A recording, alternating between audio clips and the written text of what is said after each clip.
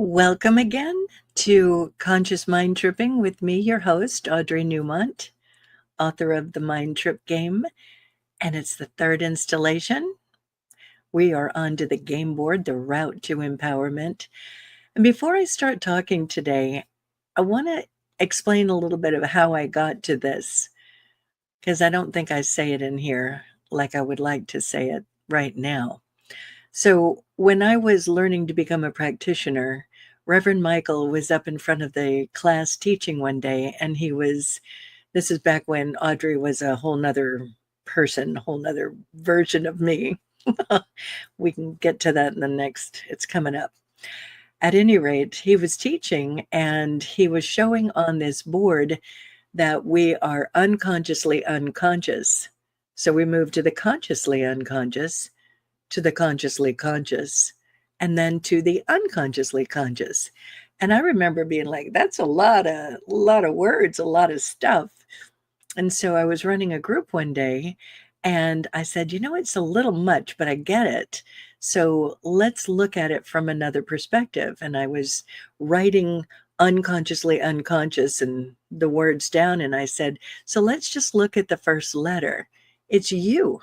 It's all about you, so that you can see you, so that you can see, so that you see.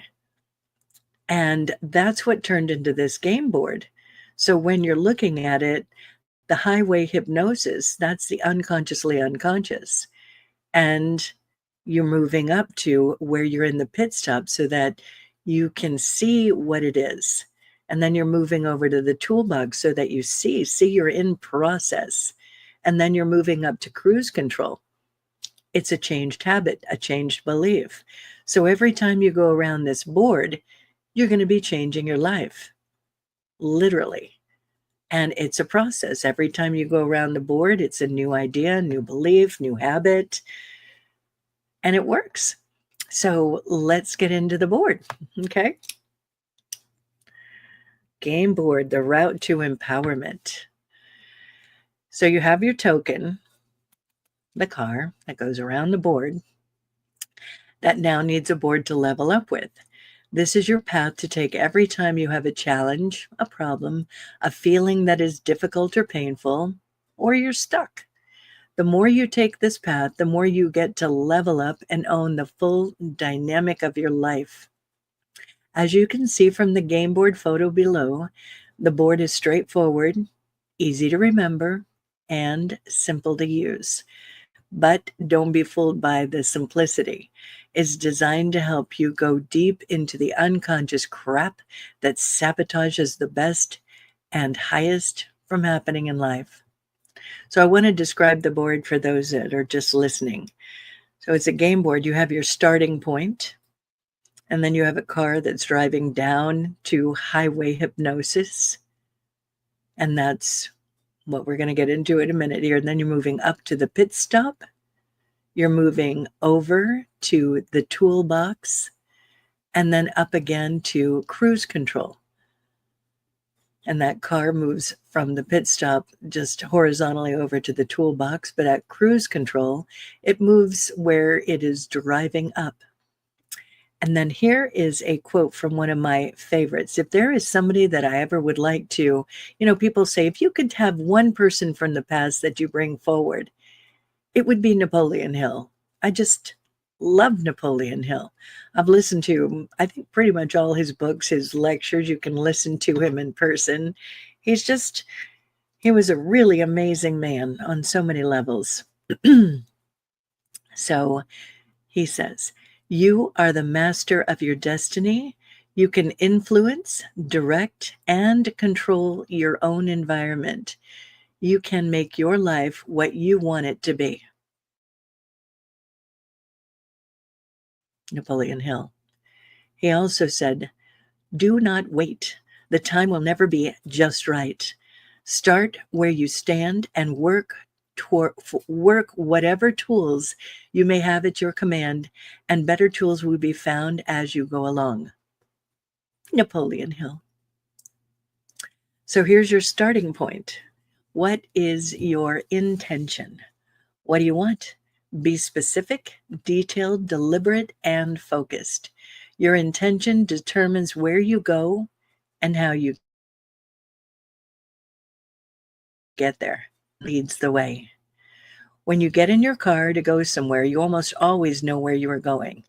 It is your intention to go to work, to visit friends, your home, shopping, or possibly out of town. Usually there is no doubt in your mind that you will arrive at your destination, and many times while you're getting there, you might not even be paying attention to your driving. Your mind is focused on the stuff of the day and you are on autopilot. When driving your car in this game, you must know where you're going, or you'll be driving around aimlessly in the direction of the unconscious fears that you're feeling. Intention is what programs where you are going into the navigational system. You can have an intention to have a great loving partner, or more abundance, or maybe an intention to just be happier. Your intention generates the map that is the guide to your destination. I've had many people that I've worked with in my practice that have not been clear on an intention that they want for themselves. They just can't think of anything, and finally it comes down to the question of, do you just want to be happier? It could look just like that. It doesn't have to be a concrete, defined goal like getting a new home, love interest, or more money. In fact, sometimes it's just being happier really affects a lot of the other things along the way. So here's your first mind road trip to map the journey. So this is the do this part. You might want to stop the video at a point and do this. To know your intention, ask yourself these questions and take the time to write them down. What do you want in this moment in your life? Think about your health, joy, success, and abundance, or just being in love. Which of these areas of your life needs some good direction? Are you willing to create a happier life for yourself? What will it take for you to get there? Are you willing to do that? What is your best plan of action? So as I ask these questions, take the time, pull out pen and paper. You can take 5 minutes. It makes a big difference. Write down at least 3 things that you would like to accomplish in the next month. Make them reasonable and important to you. The next thing to do is wait for it.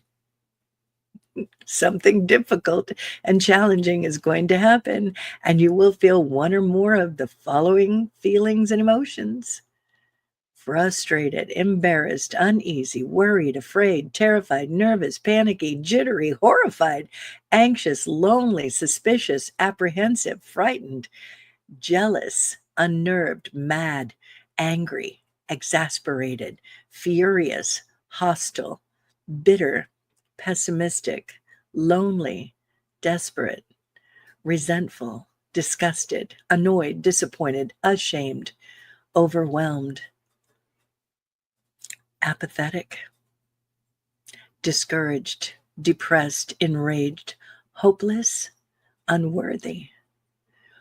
When these feelings are happening, consider yourself in highway hypnosis. This is go time in the game. When you recognize, and by the way, highway hypnosis, you are creating difficult, painful feelings, unintentional problems, depression, too much drama and trauma. You're at rock bottom. And it is go time in the game. When you recognize that you're feeling bad, it's all right. We feel bad sometimes. It's part of life. No judgment on anything. Those difficult feelings are just one of those unconscious mind maps that you are running. Your feelings can be the greatest guide to your self-empowerment. The good news is that when you have the ability to recognize your feelings, you get to do something about them. You don't have to be just in the anger, frustration, anxiety, or fear and be victim to it. You, my friend, go into the power seat as soon as you are able to identify that you're feeling bad. Be kind to yourself for feelings that have been suppressed for a long period of time. They aren't meant to be resolved in one big moment. Allow for them to come up with ease and as you can handle them. Especially the feelings of grief. They are some of the most challenging. In this moment, consider that you are creating more safety and you're managing your emotional life in a new, constructive way. So I want you to really think about it. Those feelings are the most important thing. So take a minute right now and think about where you feel anger in your body. Where do you feel anxiety in your body? Worry, stress, all these different feelings. We can be rolling in the feelings for the longest time, but when you pay attention to where they are, your body will show you first. I feel this in my chest. I feel it in my stomach. I got whatever going on. That's your warning sign, and that gives you the ability to stop the car. So now that you've recognized your feelings, you get to move up to the board to take a pit stop. And at the pit stop, you're going to stop the car before it goes rolling down the hill to hell. And you're going to CARS, choose calm and communicate with yourself or somebody else. You're going to take a new action. You're going to maybe just release it and let it go. It's not your business. And the S, you're going to focus on these solutions and get support. So let's talk about this. This is your pit stop at the top of the hill. You know you have the fear feeling, false evidence appearing real. Before it turns into something uncontrollable, stop the car. Literally, stop what you're doing. This is one of the main parts of the board. This is where you check yourself before you go too far down that slippery slope of rage, stress, worry, and anxiety, deep into rock bottom. So you stop yourself as best you can. One of my favorite things to do in that moment is to excuse myself from the situation and go someplace quiet. There I'm able to take a breath and refocus, and then I can remember to do at least one or all of these things. Excuse me. So choose calm and communicate with yourself or someone else. Action, do something that will change your circumstance for the better. Release, authentically let go of what no longer serves you. Forgive. Solutions, focus full attention on your best solution. Get and allow support. This is all a process. It can take a while to make it a new conscious habit. Be patient and compassionate with yourself and others. For now, let's take a look at each of these items in more detail. So choosing calm and communicating. Calm is always a choice. Not always the easy thing to do, but it serves us well. When we choose calm, we are able to think more clearly and focus on the solutions that will help us out in the moment. There are many methods to choosing calm. One of my favorites is simply to start focusing on the breath. It's your body's natural way of relaxing. As you breathe in, you claim calm for yourself. With each breath out, you let go of what no longer serves you. You can also count yourself down as you're breathing as well. With each number, you let your mind and body relax more and more. I actually have a short meditation on my website that is helpful to bring back your ability to choose calm.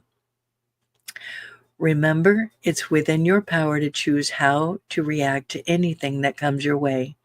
Your perception is a ruler to where you will be going, and as you can learn to perceive things in a new way, in a way that is supportive of what you want, this is one of the ways to continually choose to own your power, The more you own your calm, the easier it gets. It's like building muscle, and you get stronger each time. So try it out, be committed to the process, and notice how much your life gets better each and every time. Now, for communication. Sometimes it's ourself that we need to communicate with, and sometimes it's someone else. If it's you, then you will be using the Fear and Power tool. It's further along in the book. This is the tool that will help you recognize your unconscious thinking and assist you in retraining your brain in a deliberate way. If it's someone else that has you in a spin, then you will want to have some constructive and effective communication with them. And again, it's a tool called constructive communication that's coming up here in your book. In all my years of working with people, I would say that at least 95% of the problems that we face with relationships are because of a lack of good communication. When you own your ability to voice your concerns, desires, frustrations, etc., in a way that is empowering, it changes everything. If you want to take a peek at the chapter on communication now, you're more than welcome. So the A is for action. As you find yourself starting to go down the hill to hell, it can be really hard to know what kind of action to take. Chances are you aren't thinking clearly, and you're probably wrapped up in the drama or trauma of whatever's taking place. That's why it's good to know ahead of time what you would do in those situations. We can program into our awareness an alternate route to take, and that way we can put ourselves on a bit of an auto drive while figuring things out. The task at hand then would be for you to take a few minutes and determine for yourself what those triggers are for you.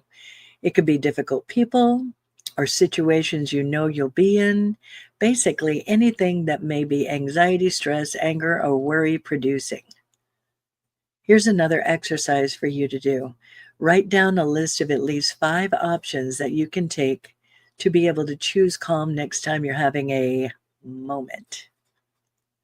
It could be as easy as taking a time out in the restroom, slowly counting to 5, and owning the ability to choose calm.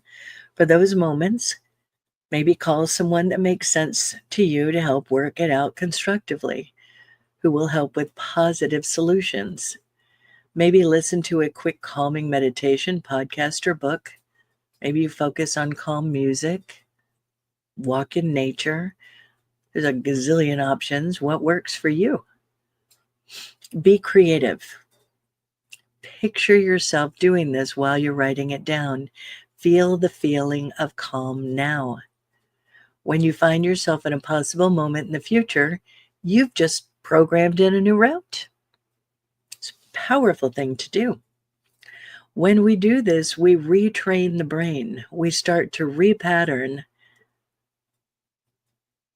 and create a new mental roadway for dealing with the hard moments in life. So the R, release, let go. Sometimes it's just not worth it to feel so bad about something.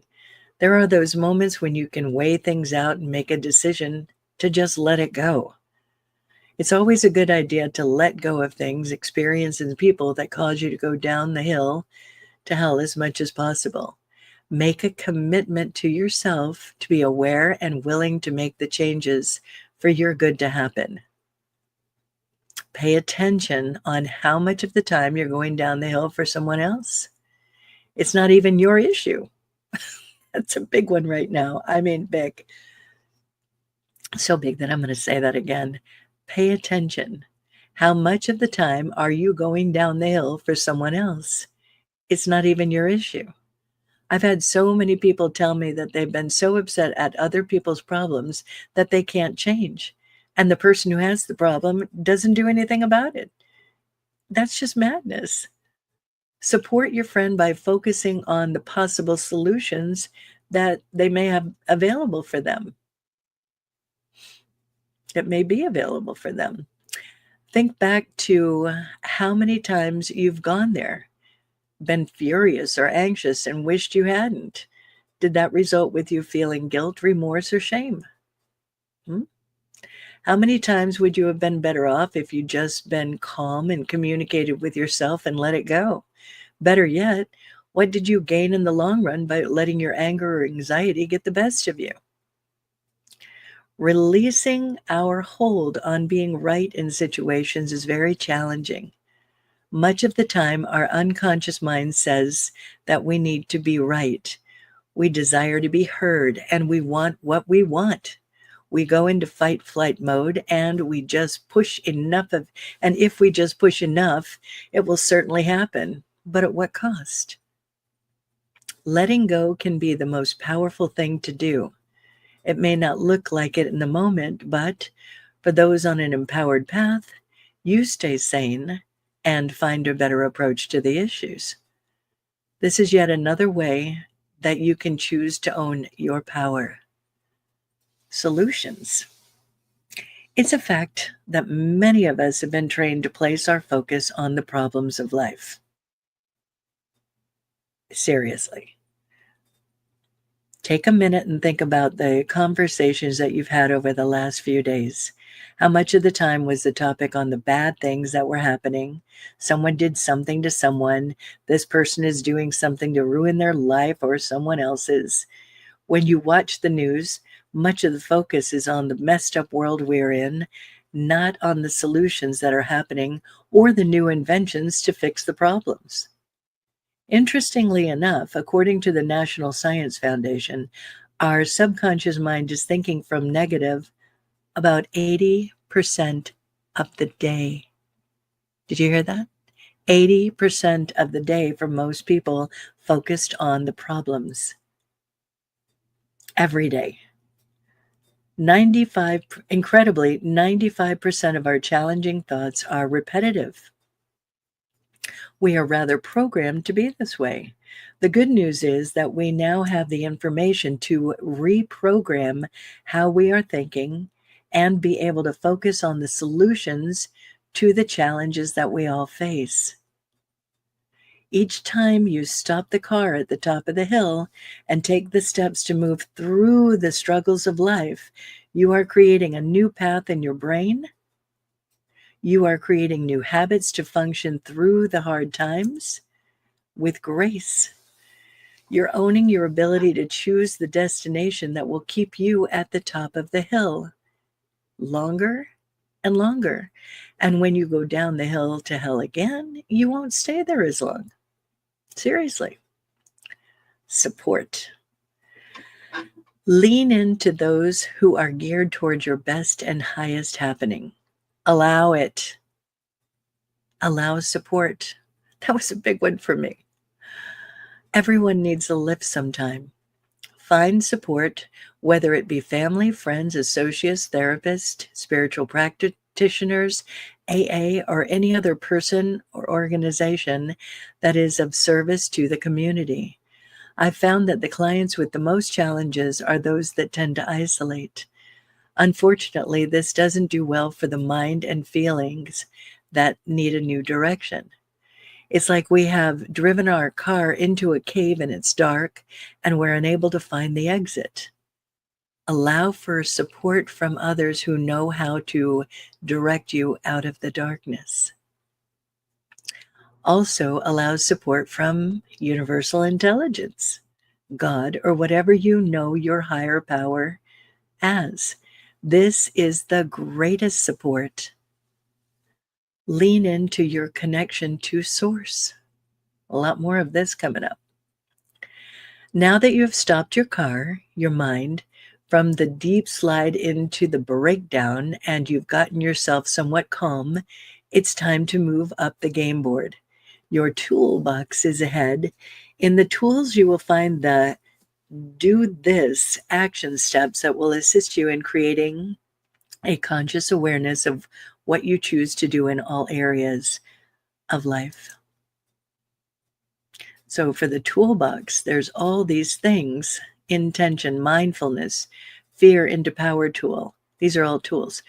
Positive pondering, power statements, choice point timeline, constructive communication, victimization loop, meditation, visioning, purposeful prayer. So the tools. This is the part of the game where you are in process, becoming aware that you are aware, and you learn to use innovative and transformational tools, somewhat like the actual tools that you would find in your toolbox. These are your means to get the job done. These tools are the practice that will help you create a more conscious awareness, new intentional beliefs, and constructive habits. The next section of this book is all about the tools in the car analogy. This would be the car owner's manual of directions. Much of the time, it takes about 3 weeks to change a habit. Once you do make the adjustment, it will be fixed on your course. You will have created an unconsciously conscious mindset, and then you will move to the top of the board to cruise control.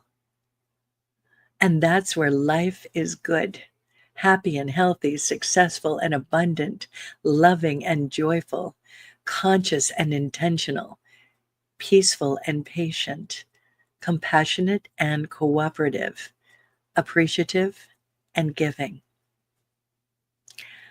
I love this quote by Abraham Hicks. Imagine a cork floating on a body of water as being your connected point of view. That is where you are soaring. That is where your appreciation is high. You are tuned in, tapped in, turned on. You are up there in that high natural frequency. Now, take hold of the cork and hold it under the water. That is what negative emotion is. That's where you are ornery, irritated, insecure, fitful, frustrated, overwhelmed, blameful, or guilty. That is the negative emotion. The good news is, in the moment that you take your attention away from whatever it is that's holding you in that vibration, you let go of the cork and it floats right back to the top. And that is perhaps the most important thing that we want you to hear from us today. It is natural for your cork to float. It is natural for you to feel good. That is what is natural. Anything less than that is not natural. Thank you, Abraham Hicks. Being in cruise control is the constant goal. This is the place that we want to live in as much as possible. To be in cruise control in your day-to-day life, you're in the flow. You are making choices that are life-affirming and that lead you in the direction of your intentions, and you're having a good time while on the road. You have passengers in your car that are supportive and loving, and you navigate around the other drivers that aren't in alignment with your conscious drive. In cruise control, you have taken the unconscious negative thoughts and rerouted them to be a strong conscious intention. If you imagine the road of your life, it could look something like this: the conscious road trip. And you can look at the picture. There's all these things that are the challenges, and you move from the challenge into, like, from lack and limitation into success and abundance, from a broken heart and not in love to having that divine partnership that works for you. There's all these things that we create in our life, and when you are owning this process, you're moving through this, and you're gaining and making things better along the way. Do this to move up the board faster. This is a process. Be patient with yourself. Not exactly easy, though it is simple to do. You may find that you nail the current challenge in one great moment, and it's a done deal. You've let go or transformed the thing, and life is good. Or you are in redirection and you're taking a new route that leads you to a better place than you were. Sometimes you're not going to get it exactly the way you want the first time. The trick is that you have made your life better, and there are open possibilities to make it even better. It's all about moving forward. Each time you practice these tools, you will create a new habit and a new normal that brings you more happiness. Keep these things in mind as you drive on. So, this is a practice that is developed over time. It's extremely helpful to find something, anything to appreciate daily. If you falter, get back up again, realign yourself, find someone that you can trust who is a mentor, teacher, and guide that you can meet with on a weekly basis, a therapist, minister, sponsor, whoever, somebody who will redirect you, help re-guide you. Challenge your perspective. Be open to new ideas. That one's huge. Let your mind be expansive, open to new ideas, new things. It's a very big one. Slow down and create a natural rhythm. Remember what is good in the world and keep driving toward that feeling of happiness, contentment, and calm. Use this present moment as an opportunity to overcome fears. Be brave. Be brave. Nature is a healing force. Use that energy and focus deep attention on nurturing the mind, body, and soul, your psyche. Appreciate family and friends. Love them madly and deeply. That feels good. Have days where there's no agenda at all. Create the freedom to do what you want, when you want, and make it okay. When you are at the bottom, help someone who is worse off. That can be really helpful. Let the past go and forgive your unconscious behavior. Make a change in lifestyle, nutrition, and get more exercise. Keep learning. There are resources in the back of this book for some of my favorite teachers and mentors. Commit to using the tools daily. Go the extra mile. Constantly challenge yourself. Focus on winning your game daily. Be present with all the twists and turns the process will take. Navigate the currents somewhat like navigating the freeways. Be in the flow. Watch for road signs along the way. Dump your trauma trunk. Allow the universal intelligence to be your co-pilot. Do this. No trying allowed. I want to just say something about that. The amount of times that people say try, like all of you that are listening that are my clients, it's like, you'll be like, I'm trying. No. When we try, it's like I should or I might. This is coming up later in the book, but it's very big. If you find yourself using the word try, it's a lie. It's not a commitment. Do it or don't. Like I'll throw a pen down on the floor and ask them to pick it up. And they look at me like I'm crazy, but they pick it up. So you don't try to pick it up, you pick it up. You do it or you don't. So pay attention to that word. Use it very sparingly in your vocabulary. Sometimes we are trying things, but most of the time, are you going to do it or you're not? So kudos for all your effort, commitment, and time spent on you. So that will be the end of today's video. And next week or next video, we will get into the navigational system. That's where a lot of good stuff happens. So again, thank you so much for joining me with this book reading, this book club that we are creating here. And feel free to share. And if you ever have any questions, you can text me, you can email me. All my information is on audreynewmont.com. And there's some meditations on there that you might want to listen to.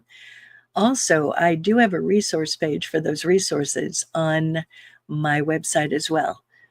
So much love to you, and I will see you again for the navigational system. Have a good one.